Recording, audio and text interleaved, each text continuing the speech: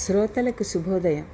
శ్రీమతి చాగంటి సీతాలక్ష్మీదేవి పొందుపరిచిన ఉపనిషద్ గీతాలహరి శ్రవణానికి హృదయపూర్వక స్వాగతం.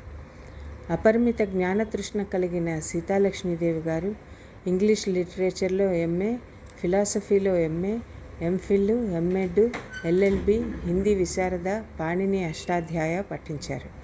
సాహిత్య, వేదాంత ప్రవచనాలు, రచనా వ్యాసంగం మొదలైనవి ఆసక్తులు. వీరు పద్య కవితలలో పొందుపరిచిన 10 ఉపనిషత్తులు శ్రీమతి పాలకోడేటి సత్యవతీదేవి తన భర్త శ్రీ పాలకోడేటి వెంకట్రావు గారికి ఆరాధనాపూర్వక అనురాగ స్మృత్యంజలిగా పుస్తక రూపంలో తీసుకొచ్చారు. ఇప్పుడు ఈ సిరీస్లో శృతుల రూపంగా వినిపించబోతున్నాను. ఈ ఉత్కృష్టమైన రచనని సీతాలక్ష్మీదేవి గారు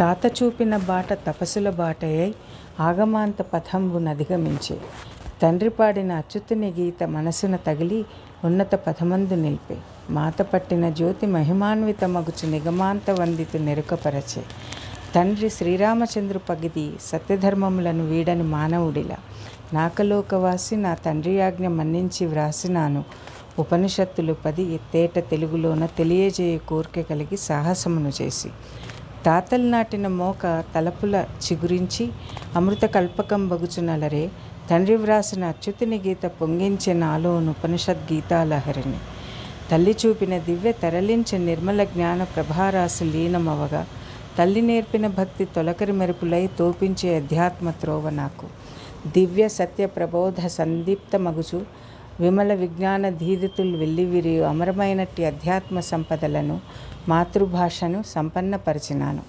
తండ్రి అసుగిన యాజ్ఞను తీర్చగాను జన్మదాతలకు నమస్కరించుకొనుచు రుణము తీర్చగా వ్రాసితి ఉపనిషత్తులు విధంబుగా తేట తెలుగునందు, భాష నాది భావం ఆర్యుల సంపద, భావం ఎవ్విధంబున కొరవడినా గాని నాదు లోటుగా నుంచి మన్నించ కూర్చుంటి మిమ్ము అంజలించి,